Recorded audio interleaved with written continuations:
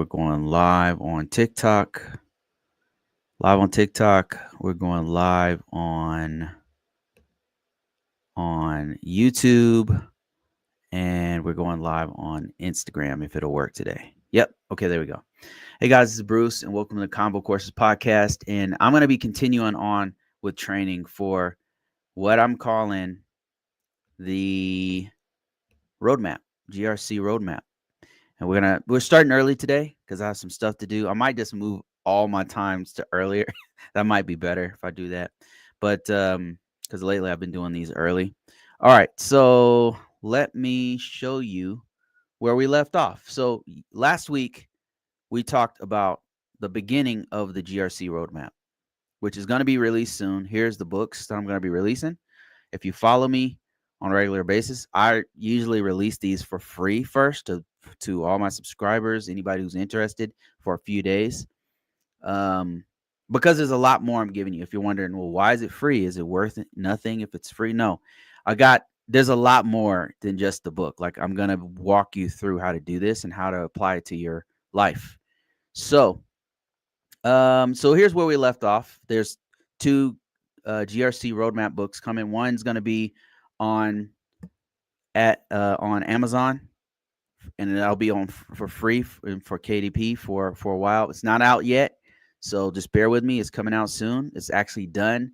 I just have to set up everything else in the background, and then there's going to be a workbook that's associated with the course, and the workflow that we're going to do to learn governance, risk, and compliance using the NIST CSF. That's the whole concept behind this. Is I'm going to teach you how to do governance, risk, and compliance using the NIST cybersecurity framework 2.0. Reason why that works is because it is great for best security practices and best practices for any organization, because every organization has to govern, meaning have information management, have leadership, have context in what they're doing for cybersecurity. You have to identify all the parts and pieces of your system. You have to protect those parts and pieces. We have to detect on a regular basis what's going on with those systems that are interacting. And then we have to respond to anything that happens. And you have to recover when something does happen. This is best security practices for every organization, no matter what. If you're government, if you're non-government, if you're a small mom and pop store, the more of these things you have implemented throughout your organization, even you as a business, a small business owner, if you can do all of these things, this is going to help you to thrive. So we talked about starting where you are, which means you don't have to. There might be a way, right, for you to use your current job, start building your IT with your current job, start building what you already know about the regulations in your current industry, and build from there. So that's what I mean by start where you are. And with governance, risk, and compliance, you can do that, because every single industry, healthcare, banking, retail, governance, civil engineering, name something. Every country and every province in those countries have governance, risk, and compliance. You might be of the mind, well, Bruce, we shouldn't have regulations. Regulations destroy business, whatever, right? No. So organizations and people who say that, they're the ones who want to control the policies and procedures, because every organization has to have procedures. There's no way around it. We don't know off the top of our head how to do this stuff. And when you're in a large organization, there's too many moving parts to do this off the top of your head with 500 people. It doesn't make sense. So every organization has to have what's called governance, risk, and compliance. And that's what brings all of us in the same mindset of not only operating our business, but protecting that business. That's what governance, risk, and compliance is, not to be confused with some of the rhetoric that's out there. All right. And it's needed in banking and healthcare. So chances are you've been exposed to this. And that's what we talked about last week. This week, I'm going to talk to you about, give you a high level view of the NIST CSF. What is it? And then we're going to go every week by week. We're going to go deeper and deeper into this for free. And this is leading up to something I'm going to do way more intimate with members. I haven't done it yet. It's not implemented yet. It's coming soon. I'm still working on all the back end stuff. But let's get started. So part of this section, I want you to start thinking about your goals. What are your goals for your career in governance, risk, and compliance? What are your goals, your career goals? And you should also think about your life goals. And what I always tell people is, what do you want to do in the next 5 years? You should have it in your mind what you want. What do you see your life like in the next 5 years? You should ask yourself that. You should write it down. It's really, really important to write those things down. And if you're trying to do GRC, you should integrate it into those goals, right? Because it's a holistic approach. The more you do this, the more you write down what you actually want and what you see yourself doing, the more it starts to crystallize. And not in some kind of magical way. You writing it down is one small action towards the steps that you have to take to make this life that you want possible. And it's really a journey. It's not just a destination. And I know this is sounding esoteric and not like necessarily governance, risk, and compliance, but if you want to achieve this, I'm telling you what I did. I wrote down what I wanted when I was a cop in the military. I was a military cop, and it wasn't for me, right? I was, not that I was bad at it. It just wasn't for me. It's just not something I wanted to do. I wanted to do IT stuff. And I wrote it down. And one of the first things I did was write those goals down of what I wanted to do. I started trying to learn programming on my own. And my goals, what I found was that my destination changed. And that's what will happen to you. You write down what you want, the goals you set for yourself, whether it's, having more money, write down specific amounts, like when you want it in 5 years. And it's okay to be wrong. It's okay to adjust it. Remember, like, you're in control of your own destiny. You control. And then even if somebody does have great influence over your life, your response is your choice. How you respond to things is your choice. So you are the greatest person to impact your life, not the president, not the administration. And when you move to another country, it's not going to be them either. It's you. And so you have to take responsibility. And that starts with you writing down your goals. I know, and maybe it's right now, it doesn't sound like it's part of cybersecurity and what I'm going to teach with risk management framework and all that stuff. But it is, because if you want this to happen, it starts with you writing down what you want.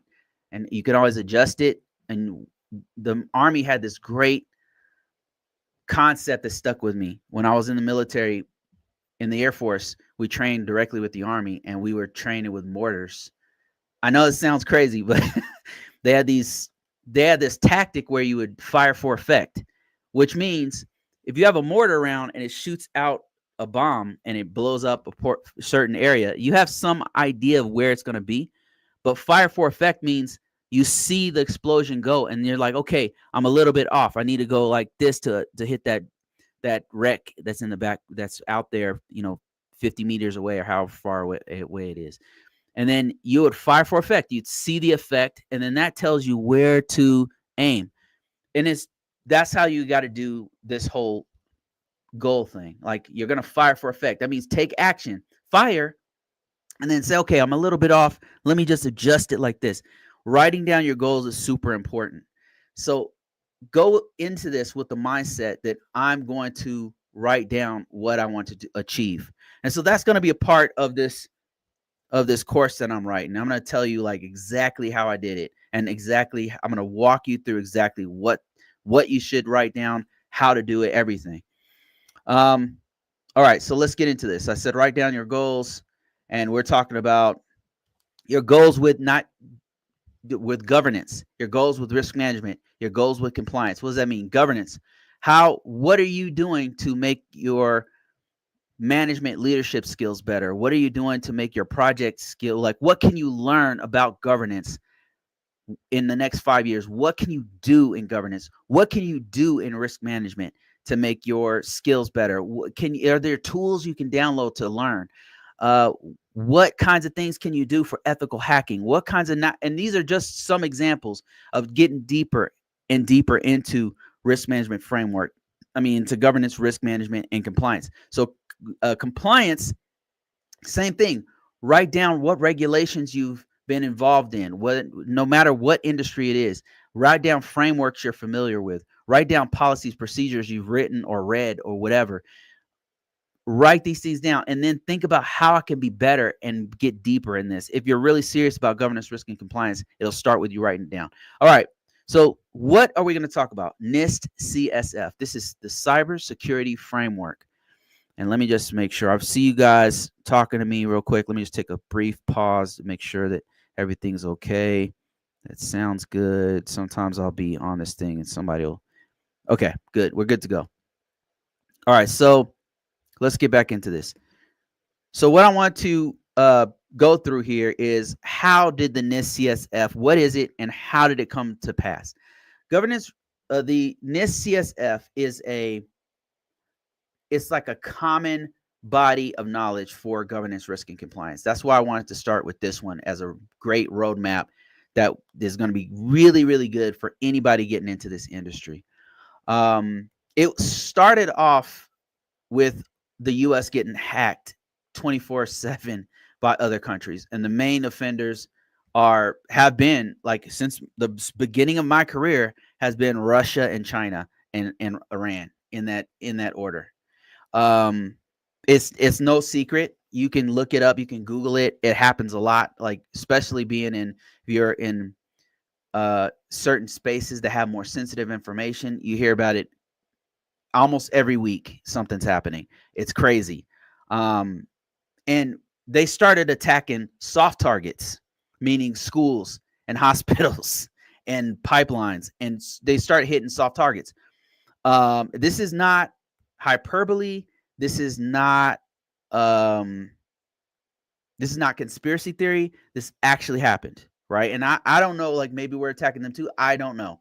But all these state-sponsored hacker groups that were funded by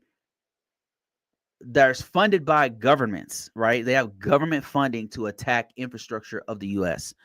This started happening more and more towards like the mid to early early 2020s. So 2011, you'll see this huge spike in the number of threats and number of vulnerabilities, and specifically something called APT, or advanced persistent threats, that are very advanced from very smart, very skilled hackers that are infiltrating different parts and pieces of soft targets in the United States. So the U.S. government was like, okay, well, we have defense, pretty good defense for Department of Defense, but what about all these other infrastructure? What about industries that are feeding into the military or into the intel? Because they started attacking them. They started attacking the supply chains that go really pretty smart, right? They can't attack the bases. They can't attack the military. So they're like, okay, we'll just attack who you guys are buying this stuff from. Oh, you're buying stuff from Microsoft? Okay, we'll attack them. We'll steal their stuff. We'll attack them. Oh, you guys are getting something from this malware site? Okay, we'll attack them. So, and then they started attacking schools and hospitals and all kinds of stuff.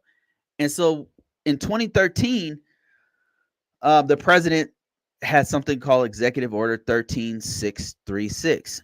And the impact was that they created the NIST CSF based off of that. And it was designed to protect organizations.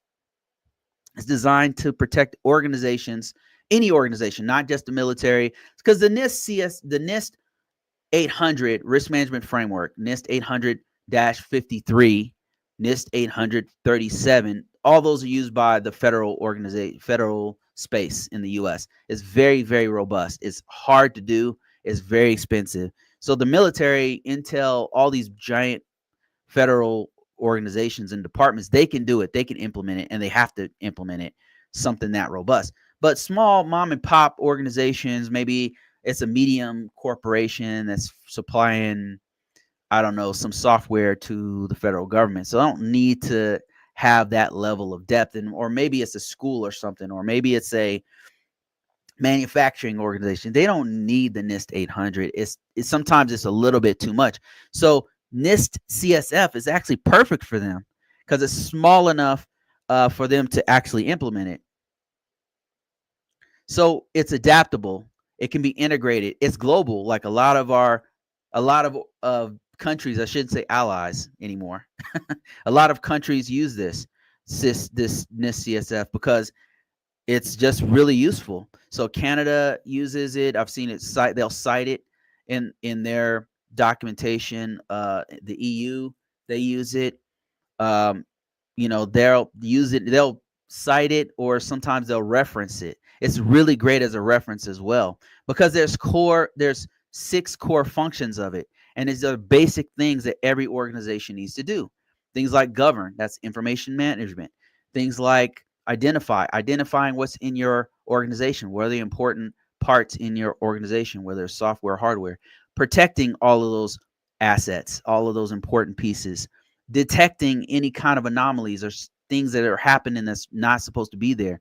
And then responding to threats. Like something happens, there's an incident, you have to be able to respond to it and then recover. Like, let's say a system goes down, not just hacked, but maybe there's a natural disaster or something like that. Organizations need to do all these 6 things in order to have a pretty robust method of keeping their data available.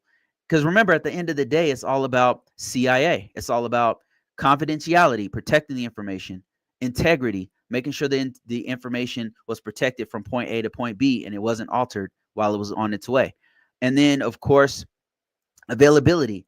How accessible is that data if you have it on a website, or if your employees need to go to a database or do time cards or something like that? CIA.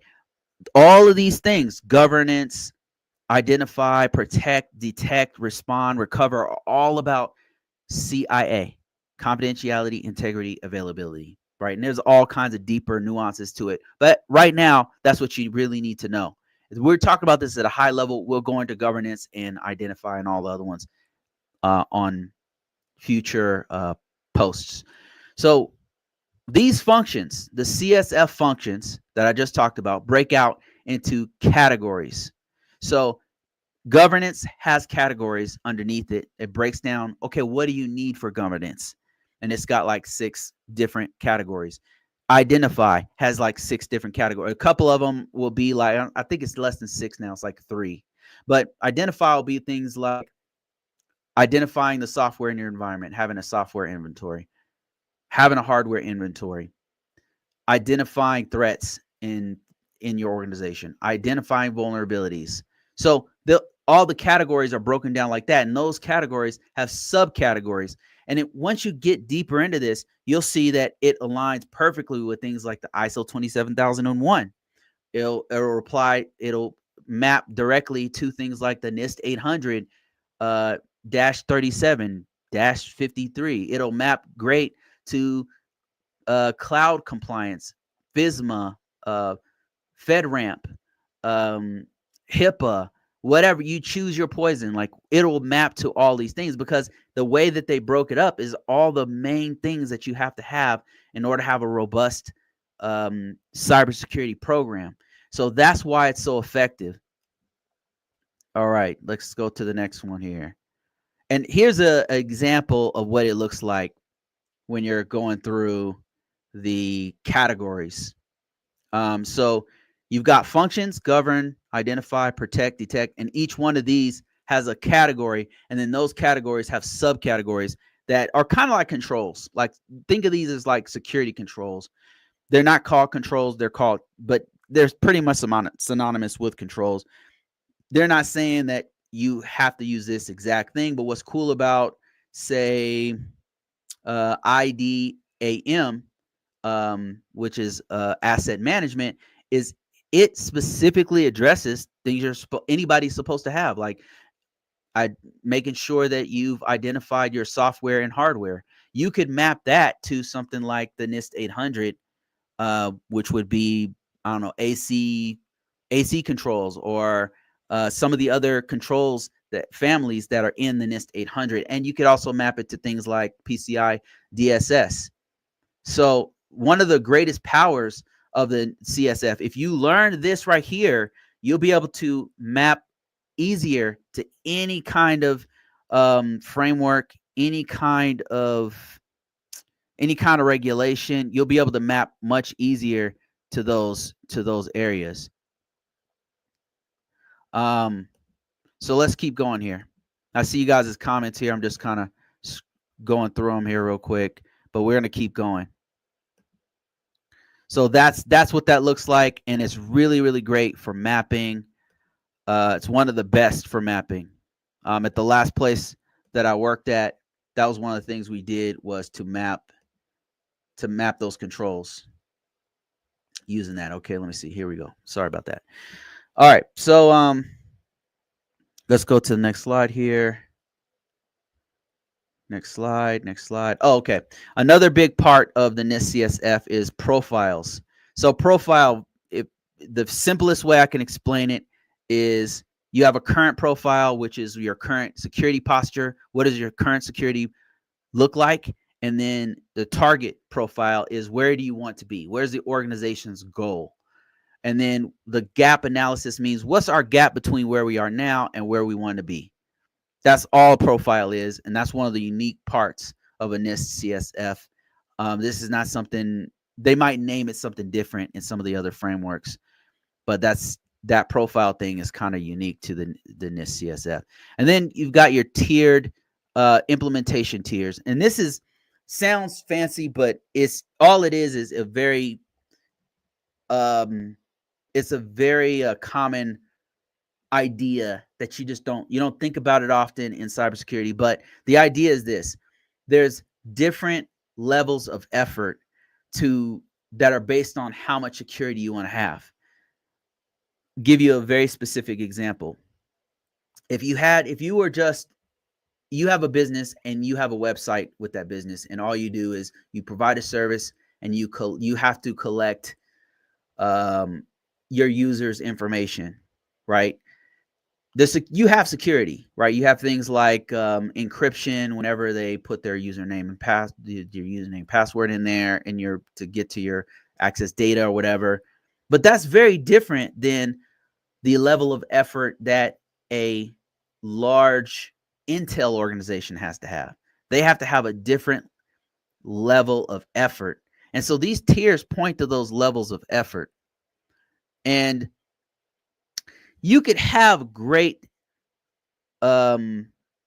implementation in any level that you're at, but they have a tier 1, which is partial, which means you're doing the best you can with what you have.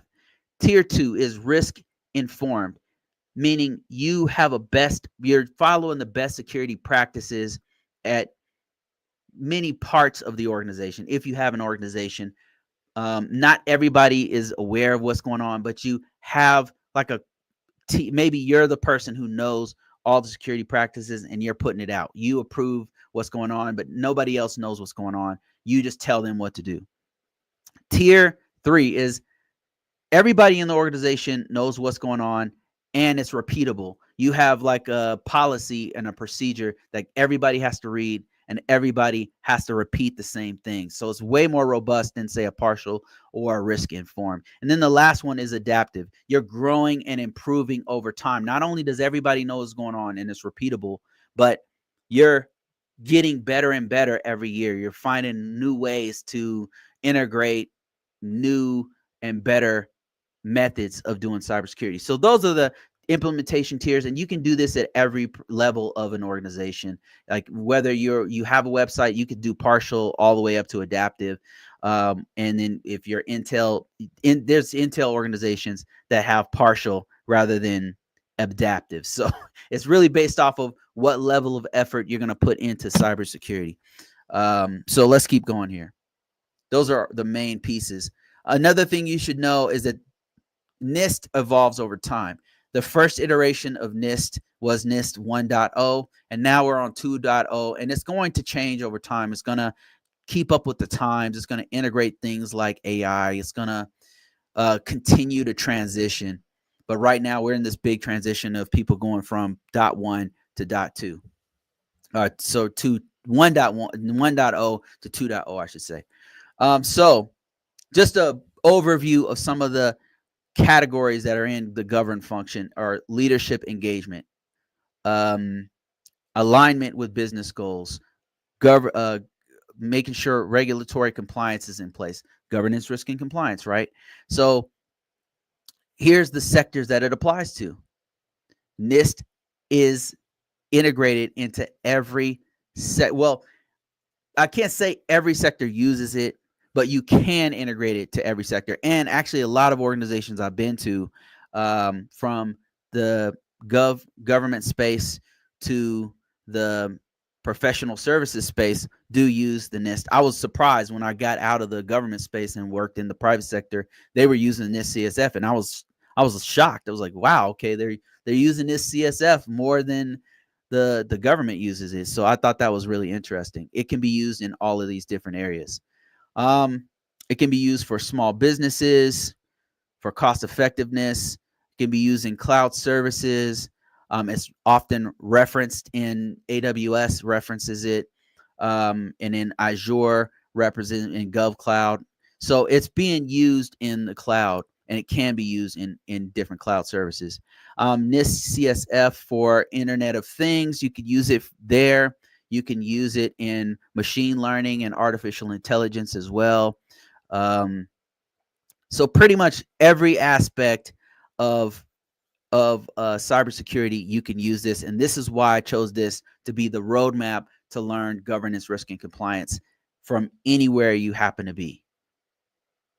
And so that's pretty much it. I'm going to be going into deeper detail with this as we get going here. This is a glimpse into the course that's coming out real soon, along with the workbook and the companion Amazon book that'll be releasing first. But I got to set everything up. It's coming really soon. I do see you guys' questions. I appreciate that. I appreciate your interaction. I'm going to go ahead and, wow, I don't know what happened with that. Freaking, okay, there we go. I got a whole bunch of apps running here, so sometimes I have some issues. Okay, let's see. Let me start off with a TikTok question, if there's any. I see you guys. I'm on 3 or 4 different platforms, so if I seem distracted, that might be why. Okay, Shaky says, "Did you see the cursor? Did you see the cursor desktop vuln last night?" Oh man, no, I didn't see that. There's another vulnerability for cursor. Cursor, are you talking about cursor, the one that helps you build applications? The AI. For those who don't follow AI stuff, there's a lot of shit going on with AI, man. It's growing really fast. So there's this service called Cursor that helps developers build apps faster. And actually, you don't even have to be a developer to use it. It's helping a lot of people. So apparently there was some vulnerability that happened on it. I was not aware of it. It's really cool to jump on here and people are telling me about new stuff. So I'm learning along with you guys. That's the name, ConvoCourses. It's a conversation. Okay. Larry, my man Larry, how you doing? It's appreciated. Yep, anytime, man, anytime. I'm still looking for you to send me your resume. He says, question: is there a crossover between NIST CSF and CMMC? I'm hearing CMMC could be larger focus for this administration. So I don't know that CMMC is a larger focus for this organization. I have not heard that myself. I'm not saying it's not, but I don't know. I do know that CMMC became an issue with one of the new admins that were appointed for a department. CMMC chain. Let me see if I can find that. So CMMC is for organizations who do business with the federal government, the Department of Defense. And I believe that this might be what they were talking about. So if you are a small lab or you are some organization who's doing work with the Department of Defense, the CMMC is what they use to certify that your systems are secure. So it actually is more in line with the NIST 853. It actually borrows a lot of those controls. Most of its controls are borrowed from the NIST 853. How it aligns with the NIST CSF is that you're going to want to have things like govern, right? You want to have your leadership be in the know about they have to have some kind of culture of doing cybersecurity. That's govern, information management, and putting that throughout your whole organization. You're going to want to have some method of identifying what's in your organization. You're going to want to have some protect in there, some a way to detect what's going on in your organization and to respond and to recover. So those are basic functions that every organization should have. So it's best security practices, really. Okay, DoD simplifies process of the defense contractors to comply with cybersecurity rules. Okay, so it looks like, when was this done? October 2024. Okay, so this was before this current administration. And I think that's what Larry's referring to, the current administration doing some changes on this. And I know that we kind of touched on this last week. One of the new administrators came in and addressed this issue of people saying that it was going to change or not going to use it anymore, something like that. Let me see. There is a revision 3, but that was released like beginning of last year. Changing, man. Okay, I'm not seeing that article from last week. Bear with me. Let me see if I can find what article that came from and where. All right, and I'm still not finding it. So just to answer your question, first part of the question is there a crossover between them? There's a lot of overlap, I'd say, between these two things. There's a lot of overlap between your NIST CSF and the CMMC. I don't know that there's like a huge shift. I have not heard about a huge shift coming from the current administration. Let me just look one more time. Okay, CMMC is and beyond. Let me just show my screen. And beyond in cybersecurity, what's coming under the Trump administration. Pentagon's cybersecurity mandate, CMMC 2, likely to survive under Trump. Yeah. So I know that this is some kind of a rumor saying that they're going to change this or they're going to get rid of it or something like that. I don't think that this is on their radar to get rid of. I don't know why they would. They haven't really been paying attention to stuff like this. They're not this granular yet. It seems like they're touching on things that are affecting their businesses. And this is I don't think this is one of the things on their radar scope just yet. I mean, we'll see how it goes. I mean, it's every day some crazy new stuff's happening. Every week something stupid's happening. Happy Saturday, people reviewing the NIST. All right. Space tacos. I don't know what that means. Okay. Let me see. I'm going through some other comments here. Can you please tell me where to start and how to gain experience? So that's what this whole thing is about. If you've been watching me week after week, what I've been talking about is how governance, risk, and compliance is in your sector already.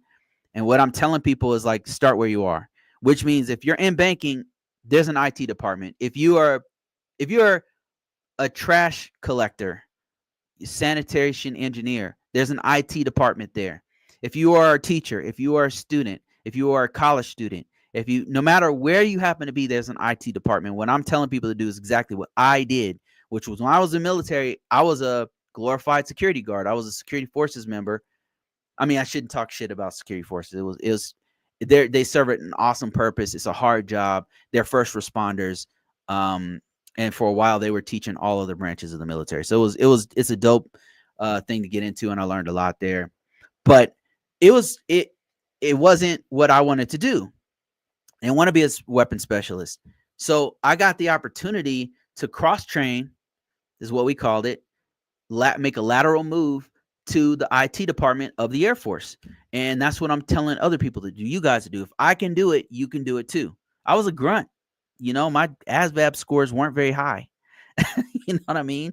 So I had to retake it in order to qualify. I'm not saying this to put myself down or anything. I'm a very hard worker. I'm just saying, if I can do it, you can do it. There's no excuse. Like, if I can make a lateral change from one of the grimiest grunt parts of the Air Force, right? We were frowned upon. Like, people talk mad shit about security forces. We don't get any love. It's a super hard job. And don't get me wrong, like, some of the smartest, most amazing heroes I've ever met were security forces members and who are MPs. It's not an easy job, and they take so much shit. It's hard, which is part of the reason why I didn't want to do it.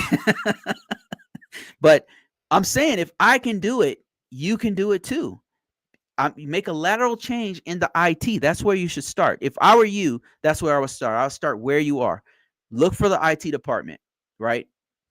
Governance, risk, and compliance is such a broad term. It's so broad that it really has room for everyone. It has touched your life, even if you weren't the one writing the policy. You had to be the one signing the policy saying, yea, verily, I will not download porn on my system. I will only use this laptop for the purposes of, that's part of GRC, governance, risk, and compliance. Because that's what they do, is they take a part of the policy and they put that into a user agreement. You're signing off on the user agreement, which is part of governance, risk, and compliance. So all of us have been exposed to it. And I'm telling you, start wherever you happen to be. You're in, more than likely, you've been a part of some field or some industry that has a huge part, that governance, risk, and compliance is a huge part of what you do. He said, I'm trying to get into a space and really need into this space and really need, start with information technology, start with the IT department, because that's going to give you your best way to get your foot in the door to specialize into this field. He says, I'm in the cloud. So you're already in the cloud. So you're ready. So let me show you a couple things here. If you're already in the cloud, I can show you how there's already tons of stuff that you can do right now if you're already a cloud guy. So there's something called the cloud CCM cloud matrix. Is just one of the many things that are happening. So if you have exposure to this right here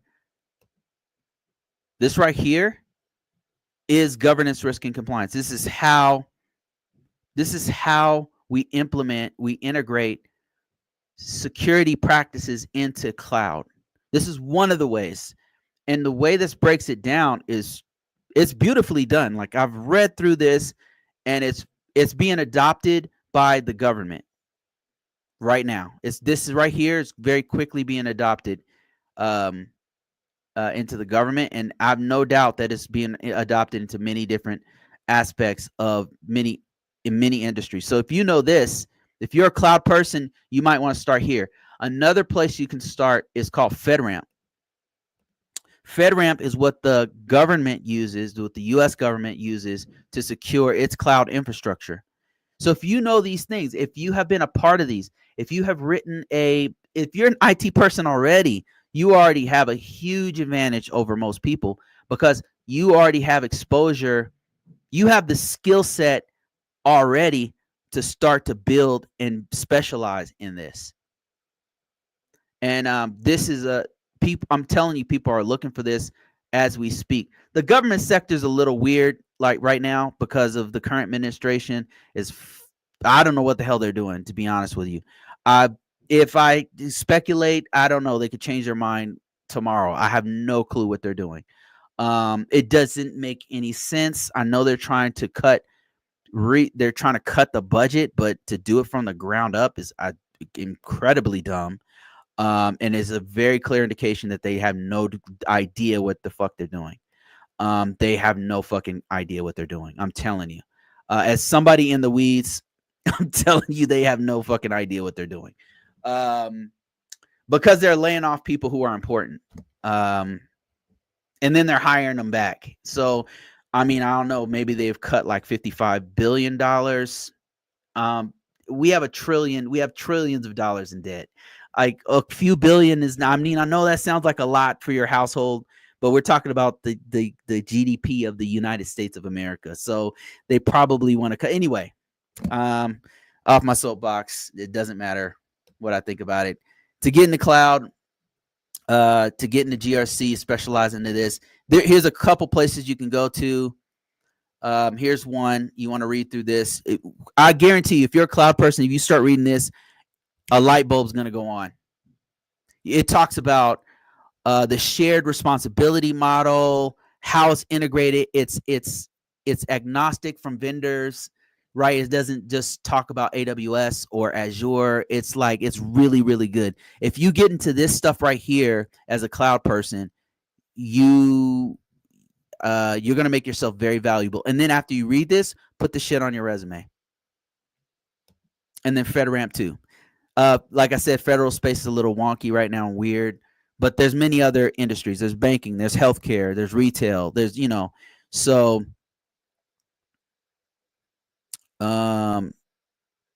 okay, I'm getting a lot of responses here from, let me talk to you guys for a minute.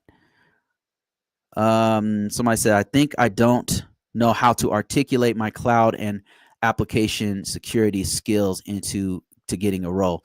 So let me tell you a little story about this. Somebody who watched me about a year and a half, 2 years ago, had the same skill set you have. In fact, I think you have more skill set than they did. They said application security, and I said, hey, send me your resume. I know some people who might want to hear you. And sure enough, I sent their resume to the organization I was working for, which is it's a cyber risk consulting organization within Verizon. And he got picked up. And that guy makes more money than I did when I was at Verizon. So I'm telling you, there's a need for it. And there is downsizing and stuff that's happening right now in real time. I don't know what's going to happen with the economy, but I'm telling you, they still need people to do this job. And since I've been doing this, we've been low manned. I've never been in an organization where we didn't have 30% less than what we're supposed to have. Like, it's always been low, and they've always needed people. And it's really hard to find people who are willing to do this hard work, but also have a background, who've done their homework, who have an IT background. So you say you're having a hard time articulating the cloud and application security. What I would do is this. If I were you, here's what you want to do. You want to steal as much as possible. Let me show you how to do it. Legally steal. I'm going to show you how to legally steal. You're going to go to LinkedIn. You can follow along with me. Go to LinkedIn. This is my real LinkedIn page. That's really public. Go to LinkedIn. And then what you're going to do is you're going to type in, you said application security. We're going to type in application security. All right. That's it. Just type in application. Now you can also, since you're a cloud person, you can also put cloud security, cloud, whatever, right? Whatever keywords. You said application security. So we're going to do this. You can also put AppSec. There's a couple other words you can put in there. And then you're going to look at people. Sort for people. Not jobs, look for people. And look at what they put on their resume. Because what you're seeing here is people's resume. Their profile is their resume. And you want to look for people who put their stuff public. And there's a lot.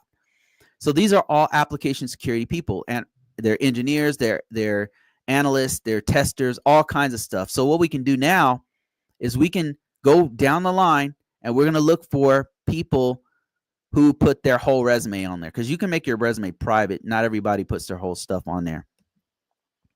But if we look at this person's resume, if they have anything, we can take a look at how they word things. And this is not what I was looking for. Okay, let's go to their profile. This person's not putting their stuff on there, but let's look at the next one. Let's look at the next person here. Let's go to another one. Let's go to Jay Lee. They're senior application security lead. I know this guy. And What do we see here? We don't see their full resume. We're looking for a full resume. We're looking for all the experience inside of there, because we're going to get the wording. We're going to steal the wording. If you didn't do that, I'm not telling you to lie in your resume. What I'm telling you to do is look at the wording that they have and use those same keywords. All right, this one's promising. Okay, here we go.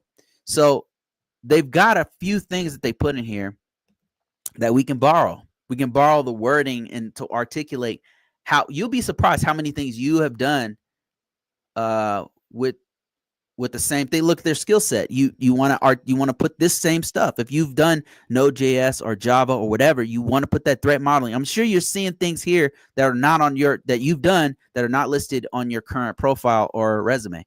This is the kind of thing you want to do. Let's go to the next person. This is another senior application security engineer. So let's go here. Let's see if they've put the stuff in here. Nope, I went to the wrong page. I apologize for that. Let's go to, okay, we went to the wrong page. Let me go back here and let's go to this one. This is another senior security person. They also didn't put their stuff on there. These security guys are real paranoid, and I understand why. Okay, another AppSec. That's application security. Let's see if they have put their stuff on here. So, well, let's start off with this. This should be to give you an idea of what we're talking about here. So see how they word this? See how he spells out what he's done, spells out the actual platform or service or whatever, and then goes ahead and puts the acronym. Now, this is cool because they're hitting two birds with one stone. This is two different keywords that these headhunters and tech recruiters are looking for. Price Waterhouse. Like if you've ever worked for them, that's actually a keyword as well. They're putting actual certifications that they've done in here. You see what I'm getting at? This is how you articulate it. This is how you do it right here. There's a reason why this person's in the top 10 of my search. This is what you want to do. You want to steal their wording. I'm not telling you to lie on your resume, okay? I'm not advocating lying on your resume. I don't think it's a good idea. But what you can do is look how they worded how they're articulating it themselves. If you have a website, like this is a good idea. This is something, that I should do. I should put my whole YouTube channel on there. This is what you should do. This just gives you a good idea of how to word it. Now look at this. This is gold right here. This is what they did at their job. They're working remotely at Price Waterhouse. And look at the keywords here. As an application security manager, I helped engineers with the development of custom policies and playbooks for enhanced security postures, cloud security postures. Beautiful. Sought after cybersecurity and security architecture reviews. You can see all kind of policy, security posture. This is how you articulate it. And there's just a huge amount of people to choose from who put their all of their stuff online. So that's what you want to do. This goes for everybody. Anybody who's trying to get their stuff out there, trying to get a job, right? I'm telling you guys right now, there's a huge demand for people to people who to do governance, risk, and compliance in all industries. It goes up and down. Like I'm not saying it's always like I would say probably 5 years ago it was a lot more jobs and opportunities and stuff than now. It has gone down a bit. I'll admit it has changed. And right now, I don't know where this is going. Some industries suffer. Like if the stock market takes a hit, you start seeing all these layoffs from Google and from FANG organizations, Facebook, Meta, Amazon, Apple, all those people who rely heavily on the stock market, they start going down. Like right now, we have a new administration who's, I don't know what he's doing, but they're cutting the government in half. They're attempting to purge the government. So those jobs for GS positions are going down. As a contractor, I haven't felt it as much yet, but it's probably coming. All right, David says, It needs to be reviewed at least quarterly, if not yearly. Oh, I think he's talking about the NIST CSF. And then Larry says, what was your first role in which you had to apply frameworks? It's a good question. Are there any lessons learned from them as a beginner to doing it now as a seasoned professional? This is a fucking really good question, Larry. Larry has some great questions. So the first one I did was called, my first exposure to it was called DITSCAP. It no longer exists. This is how long I've been doing this. My first one was on a framework that no longer exists called DITSCAP. And here's what it is right here. They still have references to it. It was called the DoD Information Technology Security Certification and Accreditation Process, DITSCAP. And I'd be really surprised and shocked and scared if organizations are still using this, because it's very, very old. Yeah, it's not cool if people are still using this, because this was replaced twice since I've used it. This is the first one, and then after this was called DIACAP, which was a little bit more, robust, a little bit more, made more sense for keeping up with it. And what it was is it's essentially what I'm doing now, Larry, which is governance, risk, and compliance, but it was a lot more paperwork oriented, where we didn't have as much real-time monitoring. Continuous monitoring wasn't like a thing. Zero trust wasn't a thing. There's a lot of things that have happened since then that have made it so this is a very old way of doing things. But your second question was, and at the time I wasn't aware that there were other frameworks. This is all I knew at that time. This was when I was in the Air Force, and the first time that they introduced me to it, and I had to write my own documents, and then I had to read stuff from the actual regulations, from the actual laws. There wasn't a lot of templates or help or anything, so I just do it on my own. And people were blown away. Like, I had some auditors come in. I was in like the Intel defense space, and they saw my documents. They were like, "Where'd you get this from?" I said, "I made it." And then they said, "Can we borrow this?" They wanted to borrow the template, and they did. So that was a long time ago. So things have changed since then. So your next question was, are there any lessons learned from now till then? Yeah, man, there's so many things I've learned. I think the biggest thing was, at the time, I thought it was a waste of time. I thought it wasn't. I wanted to just fix routers or switches or firewalls. I was a hands-on type person, and I really was into, and I still am into the technical side of it. That's the reason. For me, it's like toys. It's like figuring out puzzles. It's really fun for me. What I learned is how important this is. And I remember sitting in a boot camp when I was in the military, and in the boot camp, we were learning A+.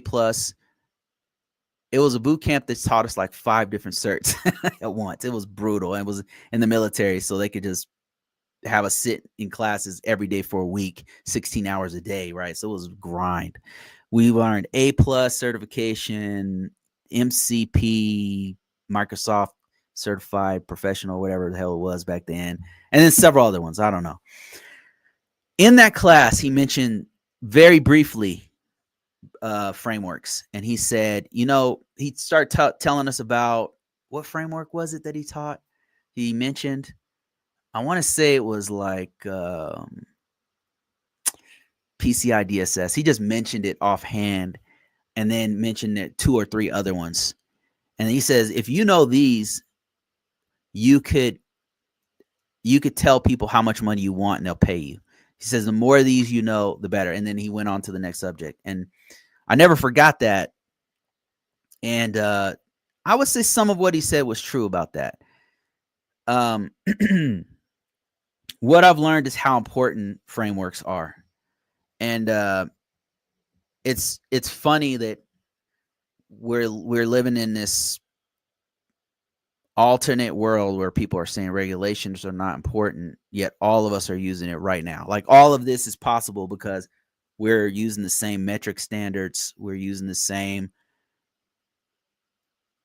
There's all we're doing is agreeing on what standards to use. That's what compliance is. We're all agreeing on a certain standard, and that's what makes all of this stuff. I had no idea how important it was until I got deeper and deeper into it and learned how they all tie together. Like, if you know, and they're best security practices. They're all best, not just best security practices, but best business practices, best scientific method practices. They're all integrated, and the NIST is such an important part of all of this. Not just the NIST, but other bodies that come together and say, okay, we should all use this standard because it will make it more efficient if all of us use the same kind of screw, the same threading on it. You wouldn't think that these are important. So one of the big things I realize is how important this is for all of us who live in this modern day society. And they've contributed to all of these crazy technologies we have. AI, all of it is because we're all on the same page. It's like all of us are speaking the same language with compliance. So I had another thing I learned, one of the bigger ones, was how important communication is to this. The communication piece is really, really important. And that's part of the reason I didn't want to get involved with it, because it's a lot of talking to people. And I found it's easier for me to just tinker, being locked in the closet and tinker with routers or switches or something like that. That's much easier for me to do. I'm not like I know it sounds weird, but I'm not. I'm an introvert. I'm one of the most extreme introverts I've ever met. And that's saying something. I don't like talking, but I've had to, and because of that, it made me a better talker. And another thing, that you don't have to carry the whole world on your shoulders with cybersecurity. That's a big one too. I used to get really stressed out about this kind of work because it feels like you're the IT police and the enforcer of IT. And that's not always the case. You're more of a reporter. You're saying, hey, here's the policy and here's what we need to do. And you're guiding people in that direction. You're on their team. That was a big one. So those three things, how important compliance GRC is. I really didn't know how important communication, how important that part is to this kind of work, and not putting the whole world on your shoulders with cybersecurity. Those are the main things that I learned. And if you get into this space, just keep that in mind. You don't have to do everything. You're not Atlas carrying the world on your shoulders. This cybersecurity is everybody's job. It sounds like a public safety announcement or something, but it's the truth. It's everybody in the organization's responsibility. It only takes one person to click on the wrong link, and then it could take out your whole network, especially if your network's not done properly. Let me see. Somebody said, Cristiano said, I just left my cybersecurity role, but want to stay in the cloud field. That's awesome. Yeah, you should definitely keep both those skill sets if possible. There are also some CIS cloud benchmarks that can help with baseline configs. Yeah, CIS is another great common body of knowledge. So just so you guys know, let me take you to the CIS V8. This is also a good one that I learned from when I was in the private sector. They don't use so much in the public sector, but here it is right here, and they have a bunch of controls that all of these controls kind of integrate. Like you're going to have different best security practices that you'll see everywhere. Some focus more on one area more than another. Like, HIPAA is not necessarily a framework, but it's going to focus more on protecting patient information, for example. And you can kind of see why they focus on certain things over another. But yeah, that's the CIS controls, and it's also got some great stuff for cloud, great tools that you can use to help you to have enhanced security in your organization. So excited after seeing a fellow GRC person here. Yeah, it's not many of us. So somebody said, wait a minute. I'm going to school for network engineering and cyber. Is this not worth taking? No. Yeah. So somebody's saying they're going to school for network engineering and cyber, and is it not worth it anymore? No, absolutely, it's worth it. So the way this industry works is that a lot of the organizations who get these contracts with the government in particular, if they're looking for a degree or a specialization, a lot of times they're looking really, first of all, for experience. Let me just keep it real with you. They're really looking for your experience in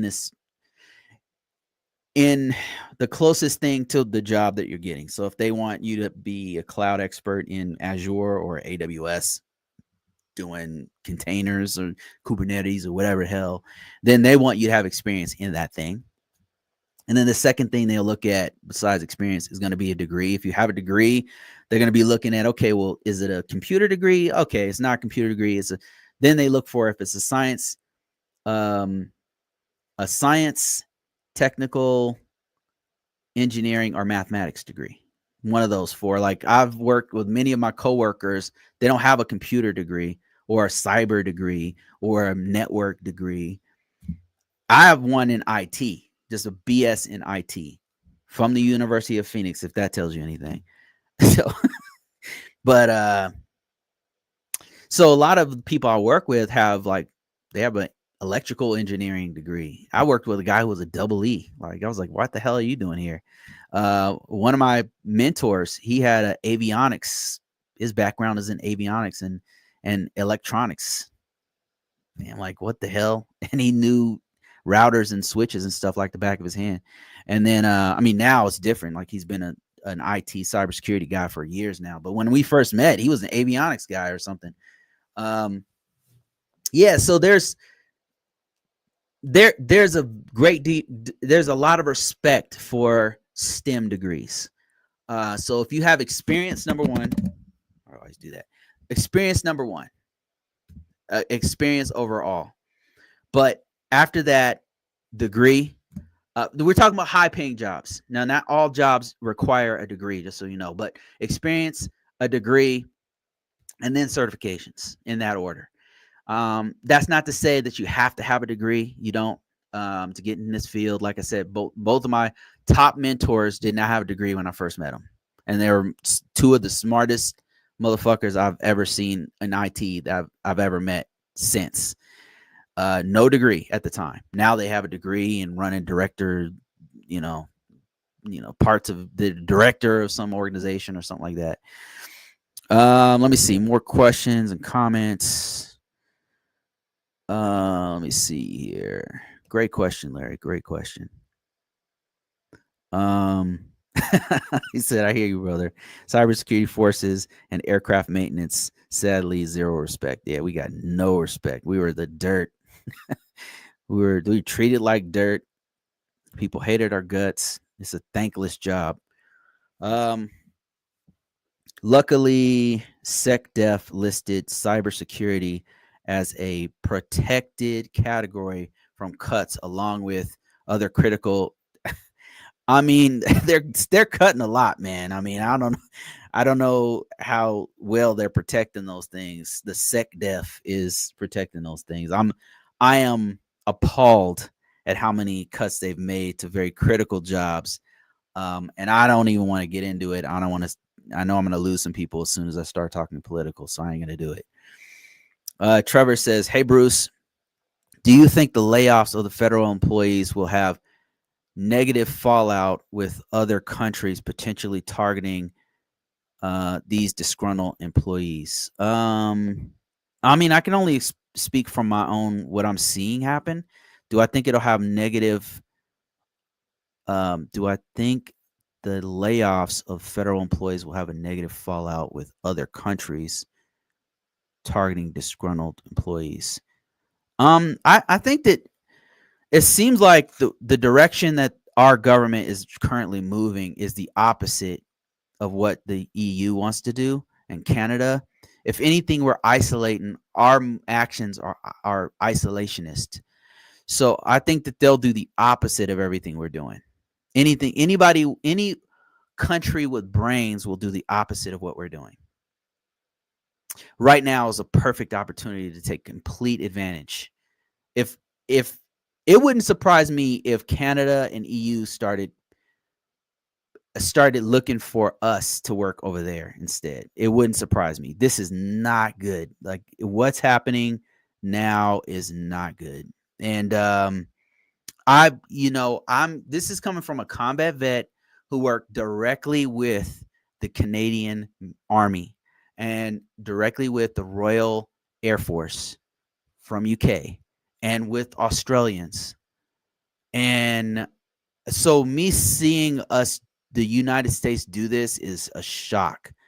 I've worked directly with these other branches of service, and we've been very, very much in so aligned that you could go with your skills as a cybersecurity person from the US and go work for a company in UK or Australia or Canada with no problems.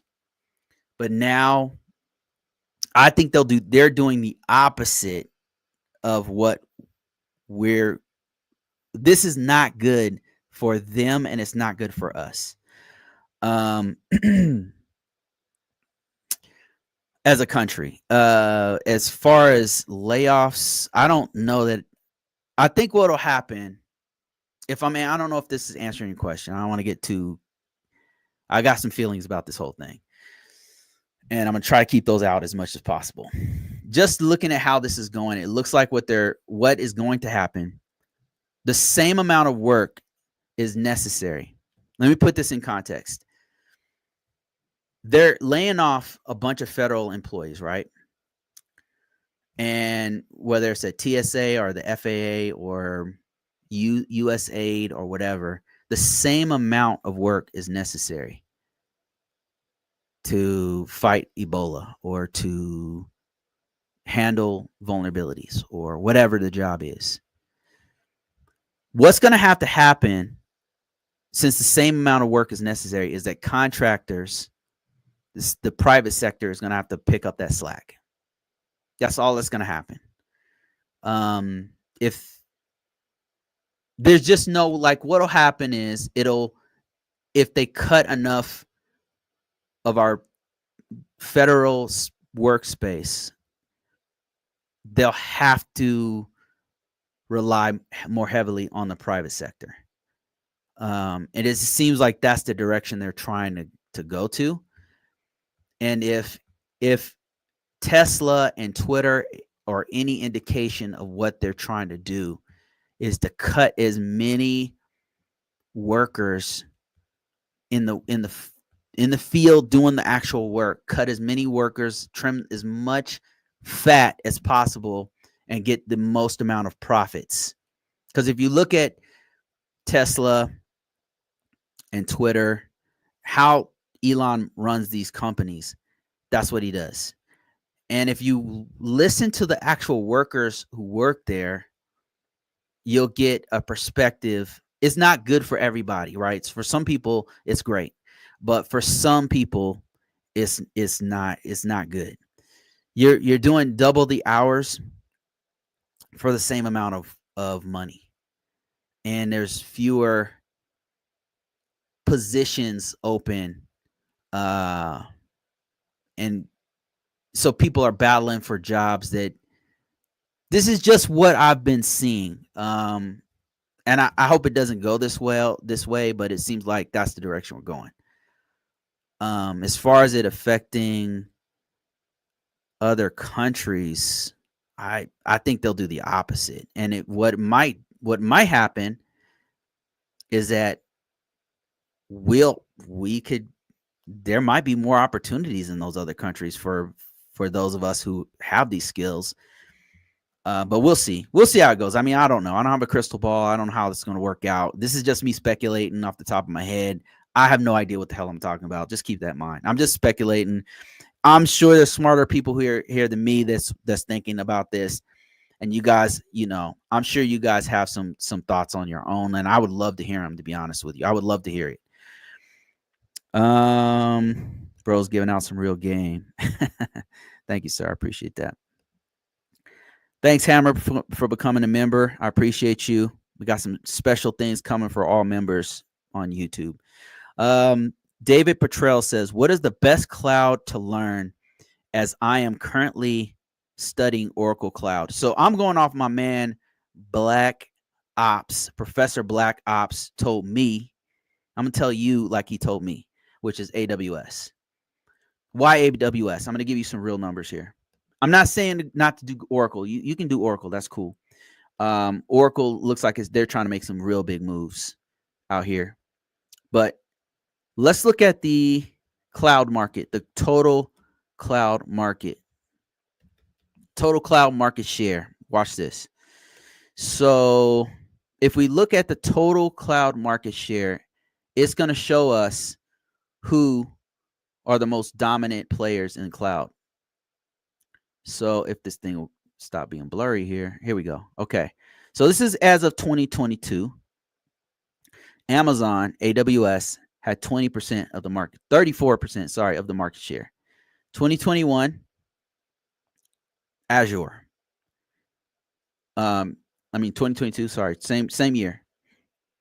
This is the third quarter of 2022 market share. We're going to look at other years here in a second. Google has 11%, and this has changed, by the way. This has shifted since 2022. All other total combined 25%. Now, it has changed. I believe Oracle did go up in 2023, but let me see if I can find that. Okay, here's a better chart that has only the top 10. All right, so Azure still 34%. And I don't know what year this was. Oh, it's still 2022. Oracle, okay, it breaks out Oracle. So you've got Azure 21%, Google Cloud 11%. And I apologize for this being blurry here, but let me see if I can get a better image of this. And you can see at the bottom, it had Oracle at 2%. 2% of the total market now. So that's still quite a bit, David. That's still quite a bit. I mean, of world market. So they're competing with Tencent of China, Salesforce, IBM, Alibaba. Like, this is the total. So 2% of the total population of anyone who's using cloud is pretty good. And keep in mind, with cloud, with Oracle's making a move to do some giant, that Stargate program with OpenAI. So that might increase these numbers a bit. So their move into AI is about to be big. So this is the reason why I went for AWS. I went for that certification, and I passed the first one. And Azure will probably be the next one. I'm just getting my feet wet in the cloud space right here. And these are the three I'm mostly interested in, these top three players right here. And this at any time could shift. I mean, especially with the direction that the government's going. I mean, maybe Alibaba and some of these Chinese companies might make some headway since we're acting a damn fool on planet Earth. Who knows? Let me see. Great question, by the way. DOA says, please also have DeepSeek refined bullet points for you. Also have DeepSeek refined bullet points for you. Don't have to copy verbatim. Hey, I know you're streaming right now, but I promise this is. Are you talking about AI? Yes. What's up? I promise this is related to your stream. So I talked with a friend last night, and he Okay. was telling me how like creative jobs will probably get replaced by AI in like a year, and he had some like really good points. And I'm not gonna lie, I'm pretty scared because like I'm writing, like as a writer, what do you think? Oh, Okay. AI guru. So that's my kid asking me questions. Okay, so she just asked me about AI taking jobs. And so my opinion is this about it, is that it's not AI specifically that's going to take your job. It's going to be somebody who knows AI that's going to take your job. In other words, what's happening right now is that the AI tools are phenomenal. They're replacing entire industries. That it's so good, it's replacing entire industries. But it's the people who know these tools that are replacing the industries. So what you need to do right now is you need to become more knowledgeable of these tools, learn how to use the AI tools. And that's exactly, I'm in the same boat. I'm learning to use as many automation tools and AI tools as possible, as much as possible. Even if you're an artist, I know like Gen Z is really, really against this, but it's inevitable. It's going to be on every phone. It's already being, I'm seeing it take place. I'm an IT professional and I'm seeing it happen in real time. That's how fast it's going. And it's exponential, meaning by the end of this year, we're going to see some mind-blowing stuff. I'm watching this day by day, and every week I'm seeing mind-blowing stuff. I'm seeing things that are blowing my mind. Just off the top of my head, AI can it can mimic a protein. It can mimic DNA and create and simulate what life could be with DNA. It could it can make new materials uh, based off of simulations of crystallization. Um, it can that means it can make new material. It can propose new material, like new types of concrete, new types of glass, new types of material that we can build with, stuff that it would probably take us another 10 years to do without IT. What about people that have creative jobs like animation, art, and writing will be affected by this? Yes, we will. And what we need to do is we need to use the tools. And we just need to get better at using the tools. We can't be, I'm not saying that there's no market for people who don't use it at all. I'm sure there is. But for those of us who want to make money off of this and make it a job, we have to move faster. So we need to integrate those tools, writing tools, editing tools. And if you're like, I'm not going to ever use any of these tools, listen, you're already using them. It's called Grammarly. Grammarly uses AI. If you use Word, you're still using AI. So learn to use it better. And I'm not saying like you shouldn't use it to replace everything. You shouldn't use it to replace your entire resume and then don't read your resume, or write a whole book and don't, it's not a replacement. It's a very poor replacement, but it's a really great tool. So use it. If you're in creative writing, if you're in art, if you're in an animator, whatever you're doing, use it. I can guarantee you that you as an artist will be able to use an animation AI tool way better than I don't have the eye for it, so you will have the eye for it. Use it.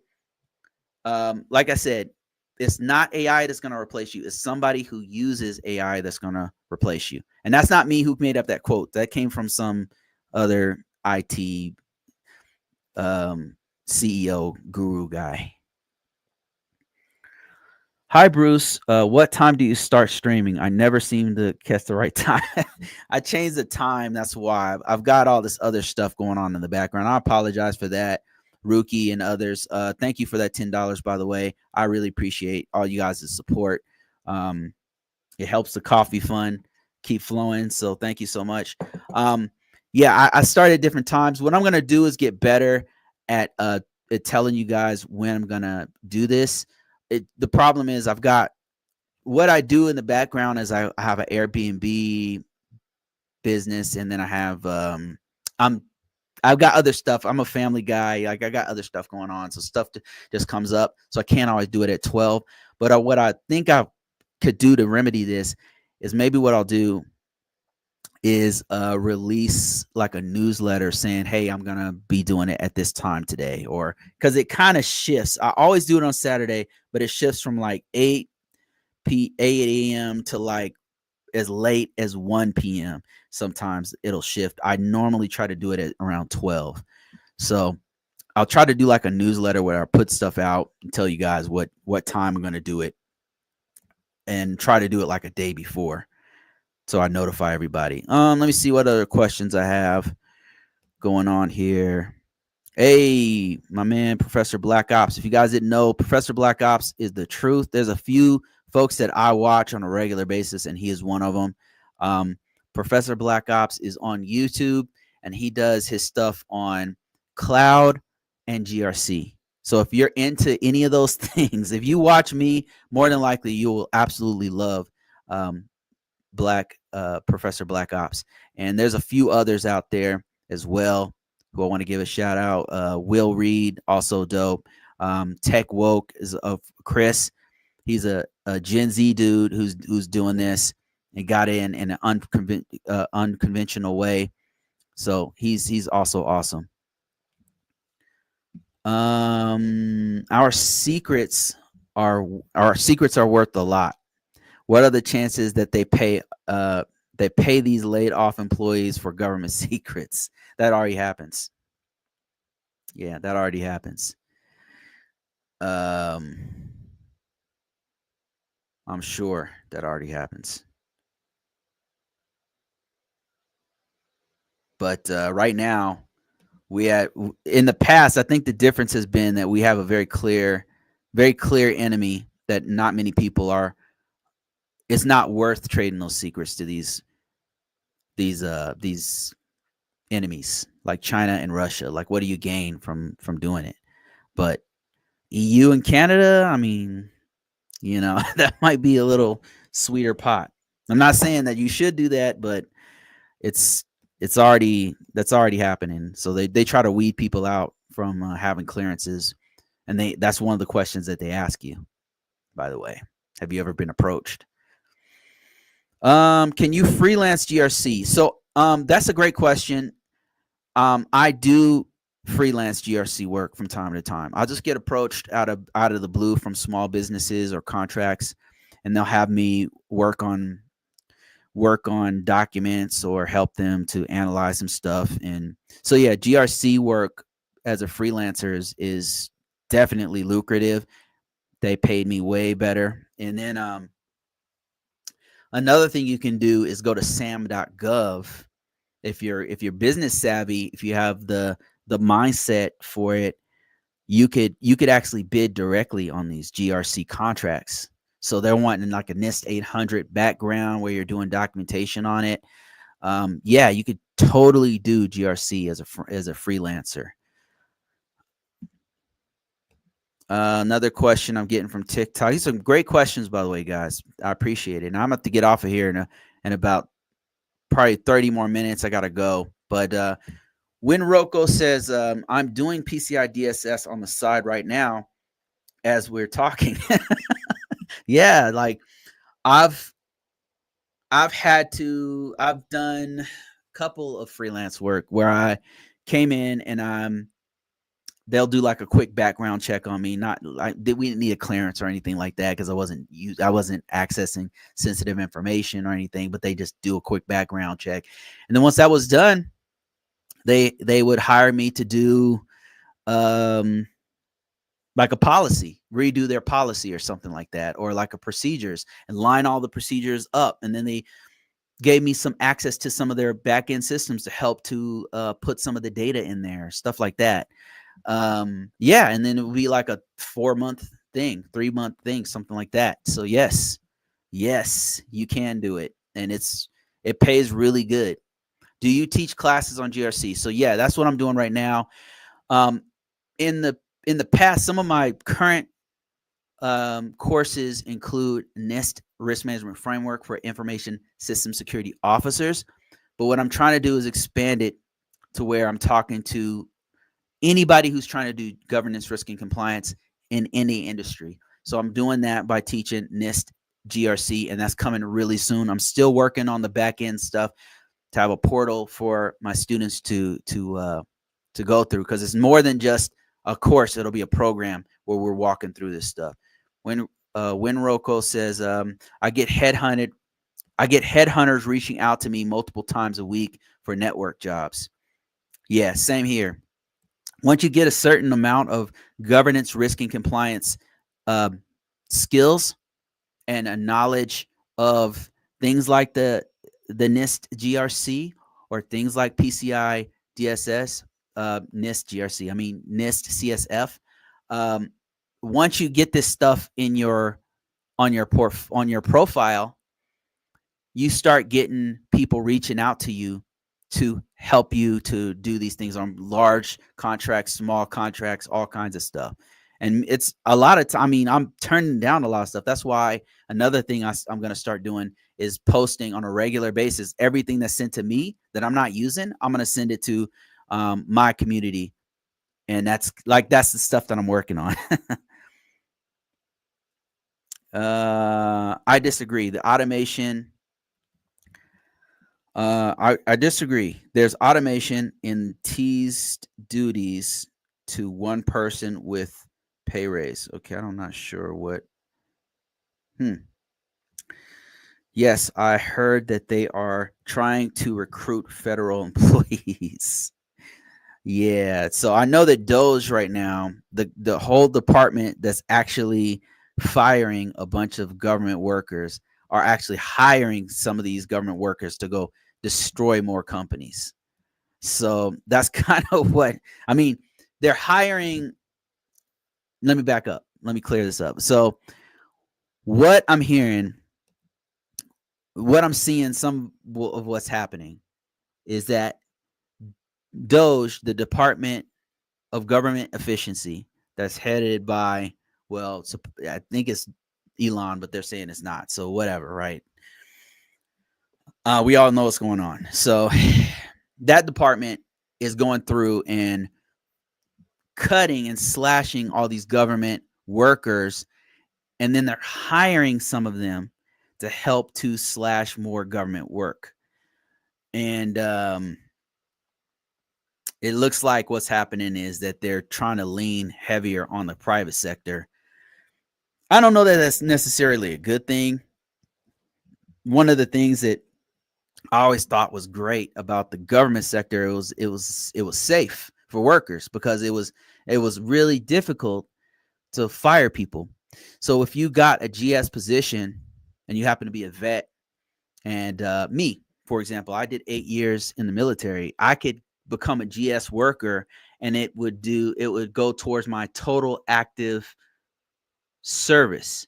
So that would help me to get a retirement from the federal government. I could just work for 12 more years, I think, and then I could get an actual retirement directly from federal government, because it would combine it with my total active military service. So now, if they can just fire you faster than it, because it sounds like they're firing people faster than the private sector, which is crazy. The private sector, there's sharks out in these parts. It's not guaranteed. Like when you get a job, I'm working right now on a contract, and I know there's no guarantee. At any moment they could let me go for any reason. And I always have that in the back of my mind. That's why I'm always looking. I'm always getting calls I take calls from tech recruiters. I know that this is not where I'm going to stay. I know But in GS positions in the past, before this administration took over, you were chilling. Like if you got a job there, that's one thing you didn't have to worry about, which is great because now you have more job security. It sounds like they're trying to eliminate the remaining remnants of whatever kind of stability that has been left in this job market. That was it. The only other one now is the military, because if you can just be fired on a whim and with no notice, which is crazy and not professional at all. I don't know. I can no longer tell people to go into GS for that reason. That's no longer a pro if they can do that legally. If they can legally get away with what they're doing, I'm not telling people to go into the GS position. I mean, I'm not going to say that's a pro if they can just fire you on a whim. No, that's crazy, man. Trevor says, okay, I think we already answered that one. Thank you guys for all your comments, by the way. I really, really appreciate it. It's a lot. I'm going to try to speed run through these. Thank you, Larry, for that $20, man. I really appreciate all your help, all your support. He says, can you speak a bit on the differences between working as a Fed employee versus a contractor versus a private sector company? Trying to wrap my head around the differences of the three. Liquid Death Fund. Thanks, sir.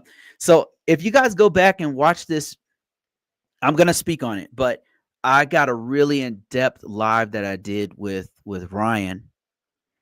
And he actually worked as all of these. So he was a federal employee. He also was he was in the military, federal employee, plus a contractor. And I think I'm not sure about the private sector, but he did all of those three. And he talks about it at length about his experience. So based on everything, friends of mine who are in all of these spaces, my own experience have been in some of these spaces, here's what I'll say about the differences. So let's start with the military. It's difficult. It's not for everybody, I would say. That's why such a small percentage of Americans actually go into it or can go into it. It's difficult. I was in there for 8 years. What did I learn? Oh my Lord, my skill sets are crazy from the military. So I got a lot of on-the-job, hands-on experience on several different vendors and platforms and all kinds of exposures to all. I mean, as a 20-year-old, I was getting huge responsibilities, and that experience has shaped a lot of your skill set, a lot of my skill sets that I have today.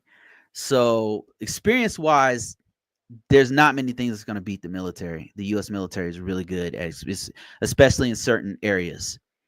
Combat, forget about it. I would argue technical. Some branches of the military go way harder than others, and it depends on what your ASAF, your MOS was or whatever. But it's very hands-on. They don't pay well. Pros and cons. It's very stable. Now it's the most stable area you can go in, but they don't pay well at all, and you go wherever the hell and do whatever the hell they want you to do, and it's not always good. Sometimes it's some Death Star type shit that you're like, what the fuck? So military is not for everybody, that's for sure. The federal employee. I've never been a federal employee. I've worked with many federal employees of all different levels. And based on what my experience with it and some friends and coworkers and other people I've talked to, it's the good part about it was that it was stable and that it took literally an act of Congress to fire you. So once you got in, you were stable, and somebody had to either die for you to get promoted, which was not good, but there was no way for them to get you out. But now that's gone. So now that's no longer a bonus because of this current administration. How's their pay? The pay is better than the military, depending on your pay grade, but not as good as the private sector or contractor sector. Um, Overall work environment really depends, just like anywhere on the unit you're working in. I worked for some really good units and some that were not so good. It was hard for the GS guys to like move around. The benefits are really good if you can land one of those GS positions. So those are some of the pluses and minuses, some of the give and take from it. Contractor, that's really what I've done mostly. As a contractor, the pros is that the pay is really good. The the pro is that your skill set is sharpened, I would say a little bit better than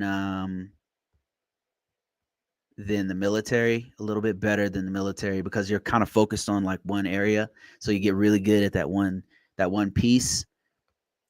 The cons are, I wouldn't say the benefits are a con necessarily, and the benefits are okay, but the problem is as soon as they let you go, the benefits are gone.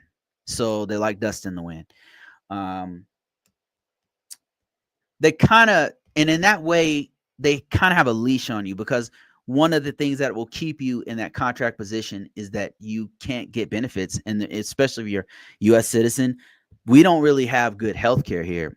So if you have family members with medical issues or something like that, I'm telling you, it's expensive outside the military and the GS. It's very, very expensive. It's criminal what they're doing to people, and that's why that Luigi story hits home for a lot of people, because it's criminal what America's healthcare system is doing to U.S. citizens. It is absolutely criminal.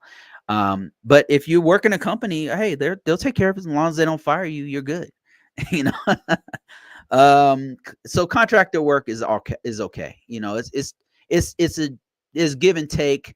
They can let you go at any time. The pay is really good. The benefits, as long as they got you, it's okay. It's not as good as the military. It's not as good as a GS. Private sector. Private sector is a lot more work.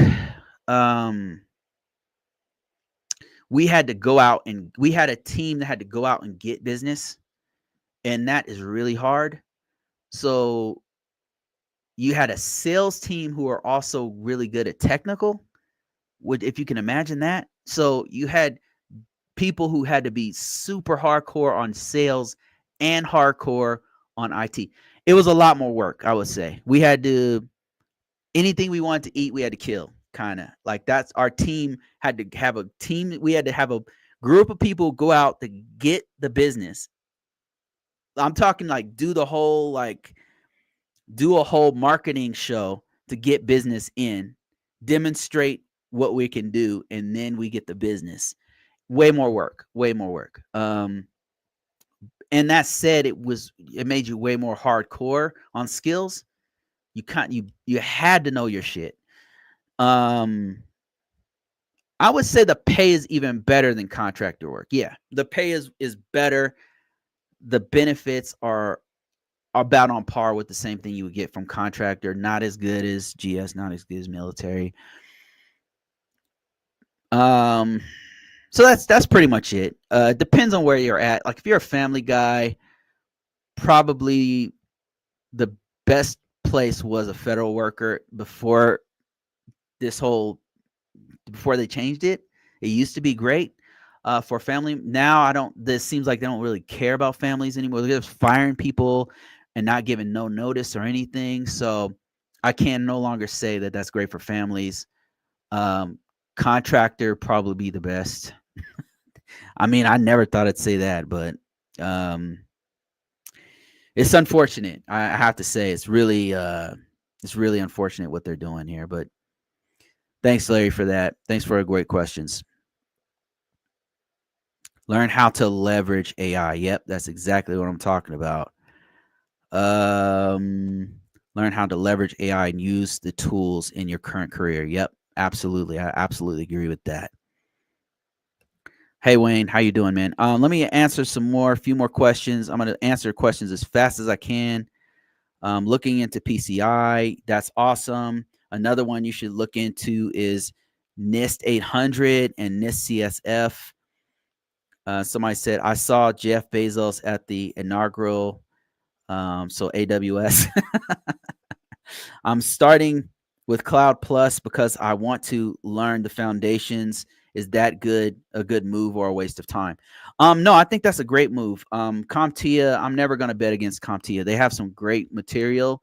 I don't know the marketability of that certification. I'm not saying you shouldn't take it, but don't make it the last certification you're going to take. It's a good start, I would say. But let me just do some research. I'm going to go to indeed.com. Let me show my screen over here show you guys what I'm doing here. So I'm on indeed.com, and what we're going to do is we're going to do a little research. We're going to look at Cloud Plus, and it might not have a Cloud Plus, CompTIA Cloud Computing. Let's go CompTIA Cloud. But before that, let me just show you what I'm doing here, so this makes sense. Watch this. If I type in CISSP, I know that this is one of the highest, most marketable certifications out there. So if I just type this in, look how many jobs come up. 10,000 jobs, and it's approximately the same number if you go to LinkedIn or Dice or Monster or whatever. It's going to be the same thing. Now let's go to Security Plus. CompTIA Security Plus. Here we go. Let's see how many jobs. This is also a really great certification. Really, really great certification. Very marketable. People know what it is. 10,000 jobs. ISSO. Yep, I can confirm some of these jobs. Now let's look at another one. Let's look at Cloud. CompTIA Cloud. Let's just type that. 4,000 jobs. Not bad. That is not bad. Not bad at all. Let's see what kinds of jobs they have. VMware, Network Security Operations Center, Analyst, ISSM, Security. Yeah, so that's not bad. That's not bad. Let's look at AWS. Let's look at AWS Cloud. This one's also a fire certification. My man Black Ops has this one, and this is a fire certification, 4,000 jobs. Let me see if it searched. I'm thinking maybe it didn't search because it's saying the same number. 11,000 jobs. I stand corrected. 11,000 jobs. Now, just for confirmation, let me go CompTIA. This is the number of actual employers who have posted in the last 30 to 40 days jobs. So we're trying to get like an evaluation, like taking the temperature of the climate of this market to see what they're looking for. Now let's look at cloud again. I think maybe it didn't search properly. 4,000 jobs, legit 4,000 jobs. That's not bad. That's not bad. The next one I would encourage you to do is either Azure or AWS, because those are in very high demand. But another one we could look at is Azure Administrator. Let's just look at that one. And that one's 5,000 jobs. So not bad. Not bad. Yep. So yeah, I don't think it's a waste of time. I think that I've been thinking about taking that one actually as a part of my. I'm doing a bunch of the lower certifications for cloud because I want to get smarter on the lower certifications. So yeah, more power to you. I started with AWS, then decided to take a step back. Okay, I hear you.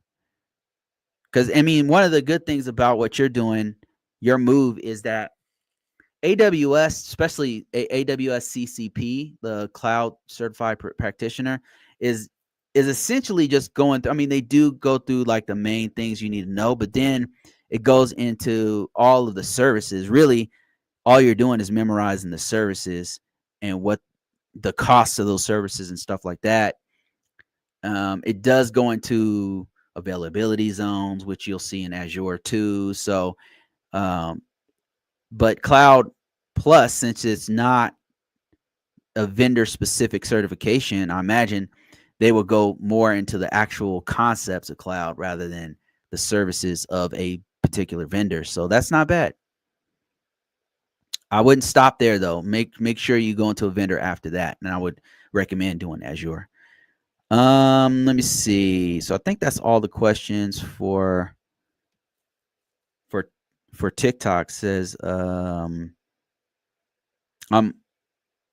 all over the place. I like GRC, cloud, and security. Currently a project manager. I took Security Plus and makes Cloud Plus easier to absorb. Okay, yeah. I mean, you're going the right direction. You're trying to get the technical side down, which is the same thing that my man Larry's doing. He's also a project manager. Project management is a great launching point. You're really already in GRC. You're the G in GRC, the governance piece. So now you're trying to get that solid technical background, which is a brilliant move. Security Plus is a great cert. Cloud certs are great. You're trying to round out your knowledge base so that when you get into a meeting, you know what they're talking about. And that's my job as a GRC person. You know, that's what I do, is that when I get into I don't know everything. Like sometimes they'll start talking about Palo Alto's firewalls or some, and then I don't know. I've got to go back and do some research. That's not been my background. So I've got to do research myself, but I know enough to where I can hang in there, and that's where you're trying to get to. So that's brilliant. That's what you got to do right there, and get some hands-on as much as possible too. I would encourage you to do that. Let me see. And I'll take a couple more on here. I see a lot of folks, and I really appreciate all the oh my Lord, it's a lot of comments on here. Wow. Okay, I'm gonna speed run through these. Okay. David says, what's your thoughts on moving the FAA to Starlight, and how would that affect the current cybersecurity position as it pertains to risk management framework? So the framework should remain the same. I have not used Starlink. I think that I've heard that the bandwidth is not good. I don't like, it's a conflict of interest. I don't know what the hell they're thinking. It seems like rules don't apply to these guys or something. It's blowing my mind, because those same rules that I've had to abide by, that I have to do all of their documentation on, like they bypassed all of that to allow Elon to do whatever the hell he wants, which is blowing my mind. I'm shocked. I'm shocked, and I'm disappointed. But the cybersecurity should remain the same. Unless they just want all hell to break loose, then the best security practices are going to be the same regardless of what network you're on. But I would argue that the issue is a huge conflict of interest, and I've never used Starlink, so I wouldn't know like if it's better or something. Maybe it is. I don't know. But the thing is, they already gave that contract to Verizon. So are they going to renege on that contract? So dumb, dudes. And have no honor, no word of honor. No, it's shameful. It's like, how can you trust an organization that doesn't honor the ink that they signed on a document, and they can just pull it at any time? Like, how's that going to improve your assurance for common business? Like, why? It's at some point people are going to be like, I'm not doing business with you ever. You're not going to abide by the rules that we put on the piece of paper.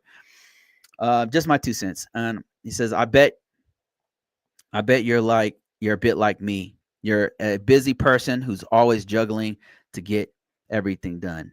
Yeah, I've been trying to get better at like focusing on one thing at a time to get one thing absolutely complete. What are your thoughts on FAA potentially moving to Starlink, and how's that? Like I said, compliance should remain the same. the issue I have is with that is that they already have an agreement with Verizon. It's a conflict of interest. I don't trust. Listen to me. Listen to me right now. Do you trust somebody who's going to lie about video games? You trust somebody to take over the FAA's communication who lied about video? I do not trust this dude. And this system's designed, the whole idea behind conflict of interest is that you don't have to trust the person because there's no conflict of interest. If you have a third party come in and do an evaluation on whether or not the FAA's communication is good or bad, they don't have a dog in the fight. They're a third party. A third party comes in who doesn't have stock in the corporation that's trying to take over the communications. It doesn't make any sense. I don't trust this guy. He has a conflict of interest. Why the hell is he going to tell the truth? It's not human nature. Does that make any sense? Or am I crazy? I feel like I'm crazy or something. I've been signing these documents for years to try to get in these jobs. And the first thing they ask you a bunch of questions to see if you have a conflict of interest. When I worked at NASA, they said, okay, have you ever worked for an organization that has worked with that? Do you own a company that work? Did you come out of the military where you influenced the contracts that for this organization that you're about to work on? In other words, I'm going to work for NASA. And one of the questions they ask you is, were you a government official in this other organization that influenced the contract for the organization you're about to work for? That's one of the many questions that they ask you when you sign these documents to make sure that there's no conflict of interest. And those are the laws that we've had on the books. And for this dude, Doge, to come in and say, okay, you know what? You guys have bad communication ability. The communications here with Verizon is bad, and that's the whole reason why these planes are crashing. Therefore, my company can take this over free of cost to you, the American people. I don't trust this guy. I don't know. Like, it doesn't make sense to me. I mean, even if you are an Elon supporter or a Trump supporter, you should really be thinking about that. It's a huge conflict of interest, and it should be a third party. These are planes. Like, you're going to get on a plane within the next year. And this is not something we should mess around with. We should not listen. We can give all of these, if you want to give all kinds of grants and subsidies and welfare to all these gigantic billionaires and companies, be my guest, but not at the expense of our security, national security, our physical security, our system security. I don't think that we should give them that much power. I don't think it's safe for anyone, for flying, for nuclear weapons, for any avenue that's affecting our lives directly. If you want to give them subsidies, you want to give them tax breaks, but not at the expense of our freaking lives, guys. Please think about what's happening here. I'm just so shocked that people are just giving away freedom like it's shocking to me. I don't know what's going on, man, but Bruce, regarding your comments about assurance, you can bet that other Five Eyes nations are lowering their level of security trust in the U.S. right now. Yeah. You know, as somebody who's been around this, who's had clearances and have worked with these other organizations, these other countries, this is really a shock to me. All this stuff that's happening, I'm just really blown away by what's happening. I'm disappointed and I'm ashamed. It's shameful what's happening, and I'm really shocked that Americans are just allowing this to happen. And I don't understand. It's too bad. It's too bad. But that's it, guys.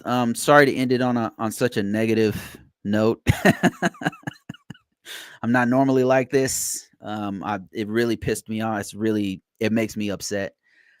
Um, it's really too bad because I really love the U.S., but to see it happen, like to see this happening before my eyes, is just like, damn, too bad, too bad. But I think that the silver lining is that the skills that we have are good anywhere on earth. It's always going to be in demand across multiple industries, across many different countries.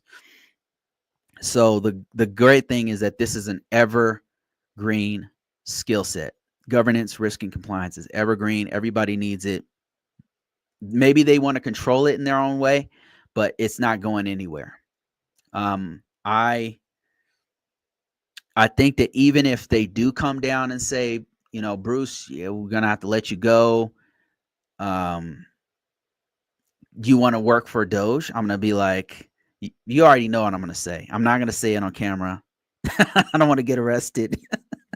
But no, the answer is gonna be no, and I'm gonna go work for somebody else making the same amount of money or more. That's what'll happen. So, and I want the same for you guys. I want that same level of confidence that no matter what happens or who takes control of the reins, you're good. That's what I want for you. It's possible. Like, I think that most of us have some level of exposure in governance, risk, and compliance. So there's a way you can get in it. And if you're starting from scratch, the first step is to get your hands on some IT. That's the first step. All right, guys, that's it. Thank you guys for watching on TikTok. I'm about to end this live. Thank you so much for watching. Thank you for all your donations. Thank you for all of your kind words, for your awesome questions. I'll be back here next week. I will do better about telling you a time that I'll be on beforehand. But thank you, Larry. Special thanks to Rookie and Larry for your donations. I'm going to be buying me some more Liquid Death pretty soon. And stay tuned. I've got tons of teaching, not just a workbook, not just a free book on Amazon, but a program, one-on-one sessions, everything, you name it. It's coming really soon. I just got to do all the back end stuff. All right, guys, later. I'm out of here. Peace.